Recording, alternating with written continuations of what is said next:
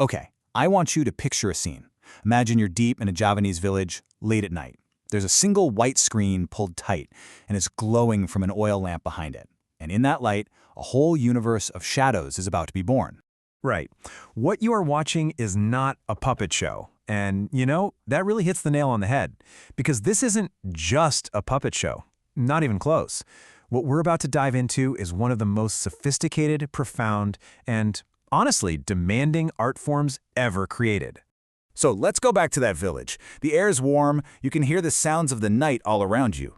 This isn't happening in some fancy theater, this is the heart of the community. It's where life and ritual and story all come together. And get this, it's 9 o'clock at night, and the performance is just getting started. We're not talking about a quick 2-hour play here. Oh no, this is an all-night epic. The story won't actually end until the sun starts coming up. And at the absolute center of this entire universe of shadows, there's just one person, a single man. He's called the Dalang. He's sitting cross-legged, surrounded by hundreds of these incredibly detailed, carved leather figures, just waiting to bring them all to life. And for the next 8 hours, he is not going to stop.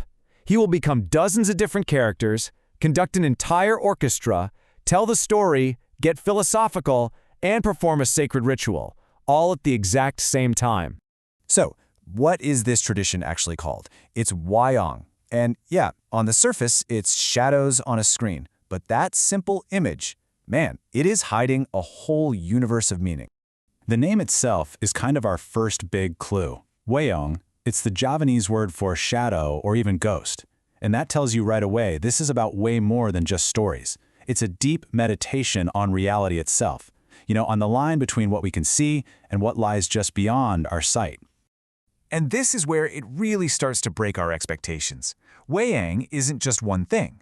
It's a performing art, okay, but it's also a theological system, a political institution, believe it or not, a community ceremony, and a philosophical education. All of that is happening in a single performance. Just try to wrap your head around that. So how do you make all of that happen? How do you weave together art and religion and politics and community into one cohesive night?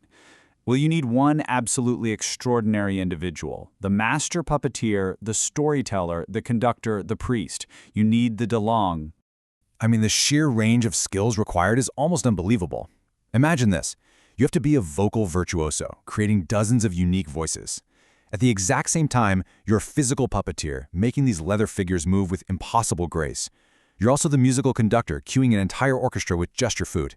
And on top of all that, you're a master storyteller, improvising an 8-hour epic without a script, all while making sure the whole thing is a spiritually sound ritual. It's wow.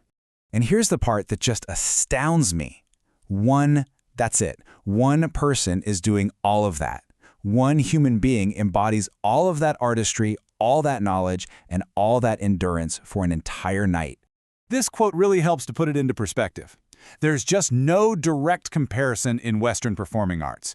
It's like taking an entire opera company, the conductor, the singers, the musicians, the writer, and cramming all of those skills into a single person. It's an almost superhuman feat. Now, before a story even begins, this appears on the screen. It's called the gamelan. This isn't a character, it's a symbol of the entire cosmos. Think of it like the world tree or a sacred mountain. It's there to tell the audience that what they're about to see is happening within a grand, divinely ordered universe. Okay, let's talk about the puppets themselves, because they are fascinating. They aren't just characters in a story, they are a really sophisticated visual language, carved from buffalo hide, that the audience can read instantly. And this is how that language works. Every detail is a code. If a character has narrow, downcast eyes, that means they're refined and noble. But if their eyes are round and prominent, you're looking at someone who's passionate, maybe a little rough around the edges. A long, pointed nose, that means high status. Gold coloring means royalty. Red suggests aggression. So before a puppet even speaks a word, the audience already knows its entire moral and psychological profile. It is a masterclass in visual storytelling. So, you have to ask, right? A tradition this ancient, this complex, how does it survive in the 21st century? Well, the answer is pretty incredible. This is not some museum piece. It is a living, breathing, and evolving art form. Just look at this timeline. The first written reference we have is from 840 CE. That's over 1,000 years ago. It is adapted through massive cultural shifts, like the arrival of Islam. In 2003, it was recognized by UNESCO as a treasure of humanity. And today, it's finding a massive new audience online, with performances racking up millions of views on YouTube. Now, its survival isn't without challenges, of course. The training is incredibly demanding, and there are economic pressures.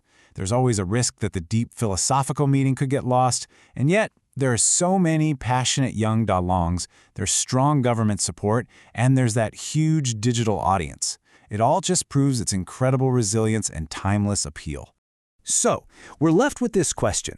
Wayang has always explored that line between the visible and the invisible worlds. And in our age of digital screens and endless information, maybe, just maybe, this ancient art of shadow and light has more to teach us than ever before about duty, about meaning, and about what it really means to be human.